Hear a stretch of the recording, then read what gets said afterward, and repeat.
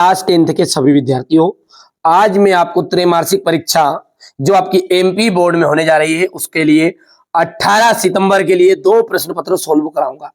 Set ए है और set B है। वैसे हर जिले में बच्चों अलग अलग तरह के प्रश्न पत्र आएंगे। यदि आप ये दोनों प्रश्न पत्रों को सोल्व कर लेते हो तो डंके की चोट पर कहता हूं मैं आप अच्छे स्कोर कर पाओगे।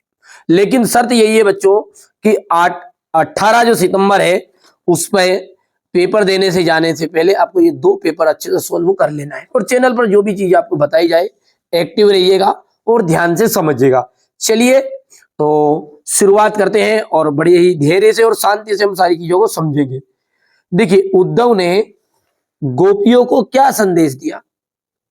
आपने पाठ पढ़ा, श्री कृष्ण ने उद्धव को योग साधना का संदेश देने के लिए कहा था। किनको? गोपियों को। तो इसका राइट आंसर है योग साधना का। छायावाद के प्रतिनिधि कवि है, छायावाद के प्रतिनिधि कवि है जयशंकर प्रसाद। संचारी भावों की संख्या कितनी मानी गई है? ध्यान देना है, स्थायी भाव जो है वो 10 है और संचारी भाव कितने हैं? 33 है। ये छन्मंगुर होते हैं, ये बनते हैं और टूट जाते हैं। यदि गद्य कवियों की कसौटी है तो ये कथन जो है वो किनका है?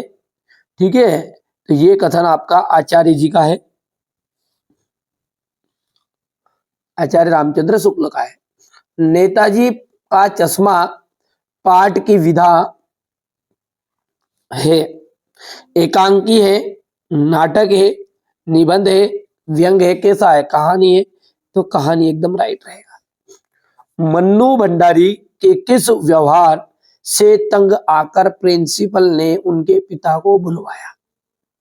मन्नू भंडारी का एक कौन सा व्यवहार था जिसके कारण उनके प्रिंसिपल ने उनके पिताजी को बुलवाया था? तो वो थे आंदोलनकारी। आगे बढ़े मन्नू भंडारी जी की। कवि के सरल स्वभाव के कारण मित्रों ने उन्हें धोखा दिया। भोलानाथ और उसके साथी चूहे का जो बिल था ना उससे पानी उलझने लगे थे। किससे? चूहे के बिल से। मन्नू भंडारी, थोड़ा सा छोटा कर देते हैं, मन्नू भंडारी का जन्म मध्य प्रदेश के भानपुरा गांव में हुआ। छंद जो होते हैं वो कितने प्रकार के होते हैं? तो देखो, छंद 2 प्रकार के होते हैं।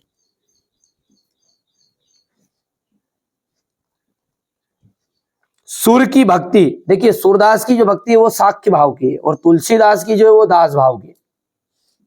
बाल गोविंद भगत कबीर के गीतों को ही गाते और उन्हीं के आदर्शों पर चलते थे। हो गया।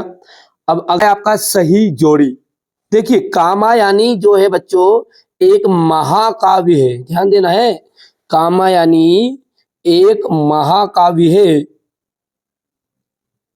सूर के पद के रचिता कौन है? सूरदास जी है। उत्साह, जो उत्साह है उस कविता के रचनाकार कौन है? तो निराला जी है। निराला की जो रचना है वो अट नहीं रही। राम लक्ष्मण परशुराम संवाद सब जानते हैं, तुलसीदास जी के द्वारा रचित है। और आत्मकथ्य के रचनाकार है हमारे जयशंकर प्रसाद।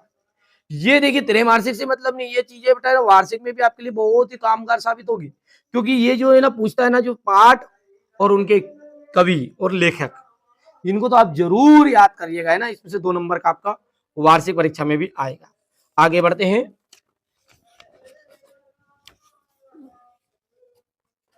यहां से देखिए, आत्मकथ्य कविता पहली बार हंस पत्रिका में प्रकाशित हुई। बिल्कुल राइट बात है। बाल गोविंद भगत के गीतों में प्रभु मिलन का भाव होता है। बाल गोविंद भगत के बिल्कुल। जॉर्ज परचम की नाक पाठ में सरकारी तंत्र पर व्यंग किया गया है। तो यहां से ये जो तीसरा ऑप्शन है वो राइट रहेगा। रामचरितमानस खंड काव्य है नहीं, क्योंकि वो एक महाकाव्य है। एकांकी में एकांकी में 4 अंक होते हैं। एकांकी में आपके कितने अंक होते हैं? 4 अंक होते हैं। अरे भैया एकांकी में 1 अंक होता है बच्चों, है ना, जहां दोनों पद प्रधान हो। जहां पे दोनों पद प्रधान हो वहां द्विगु समास। गलत बात है। ठीक है भैया। अब है एक वाक्य में उत्तर। अब अगला देखिए, सूरदास भक्ति काल की प्रमुख शाखा के कवि है, तो कृष्ण भक्ति शाखा के हैं। यदि तुलसीदास की कोई पूछे तो तुलसीदास जी अपने राम भक्ति शाखा के। रामचरितमानस का प्रमुख छंद कौन सा है? चौपाई सबसे ज्यादा रहेगी इसमें। आधुनिक हिंदी गद्य का विकास युग का प्रारंभ हुआ तो भारतेंदु युग से हुआ। आत्मकथ्य कविता में कवि ने मधु का प्रयोग किसके लिए किया है? तो स्वयं के लिए किया है। सहस्त्र भाऊ कौन था? एक प्रसिद्ध राजा था, एक सूरवीर राजा था, एक सूरवीर राजा था। ठीक है। अब देखिए, रीतिकाल, रीतिकाल का समय कब से कब तक माना गया है? देखो ध्यान से, रीतिकाल का जो समय है वो कब से कब तक माना गया है? भक्ति काल के प्रमुख 2 कवियों के नाम लिखिए। तुलसीदास जी की काव्यगत विशेषताएं बतानी है। सूर्यकांत त्रिपाठी निराला का साहित्य में स्थान। उद्धव के व्यवहार की तुलना किन किन से की गई है? परशुराम क्रोध करने पर लक्ष्मण ने धनुष टूट जाने पर कौन कौन से तर्क दिए? कवि आत्मकथा लिखने से क्यों बचना चाहता है? कवि की आंख फाल्गुन की सुंदरता से क्यों नहीं हट रही है? महाकाव्य और खंडकाव्य में अंतर है। क्वेश्चन नंबर 11 है आपका, अतिशयोक्ति अलंकार की परिभाषा उदाहरण सही देना है। चौपाई छंद की परिभाषा उदाहरण सही देनी है। नाटक किसे कहते हैं? गद्य किसे कहते हैं? स्वयं प्रकाश की रचनाओं का नाम लिखिए। यशपाल की भाषा शैली। नेताजी की सुभाष चंद्र बोस की मूर्ति देखकर लेखक के मन में क्या कमी खटकी? भगत ने अपने बेटे की मृत्यु पर अपनी भावनाएं किस तरह व्यक्त की? बाल गोविंद भगत की चारित्रिक विशेषताएं बताइए। नेताजी की सेनानी ना होते हुए भी चश्मे वाले लोग कैप्टन क्यों कहते थे? समास की परिभाषा देनी है आपको। दावा नहीं कर रहा बेटा कि ये रियल पेपर है, क्या है, बहुत ही इंपॉर्टेंट है क्वेश्चन। ठीक है, वही जो सिलेक्टेड क्वेश्चन है वो हर साल, देखिए आप पहली बार 10वीं में आए हो ना, मैं हर साल 10वीं पढ़ाता हूँ बच्चों। ठीक है, वही चीजें आती है जो बार बार रिपीटेड हो जाती है ना, तो मैंने बड़ी रिसर्च के बाद में सिलेक्टेड क्वेश्चन आपके लिए लेकर आया हूँ। और जैसा कि हमारा प्रयास होता है कि हमारे जो बच्चे हैं वो अच्छे से तैयारी कर सके, अच्छे नंबर लेके आए, तो इसी तरह आप चैनल का सपोर्ट करते रहिएगा। मैं आपके लिए बहुत ही इंटरेस्टिंग चीजें, यानी कि देखिए ये तो आपका क्या है, त्रैमासिक है, वार्षिक के लिए भी मैं आपको 5 से 6 तरह के पेपर प्रोवाइड कराऊंगा।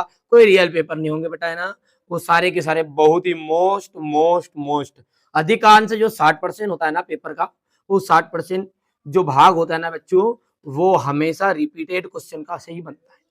तो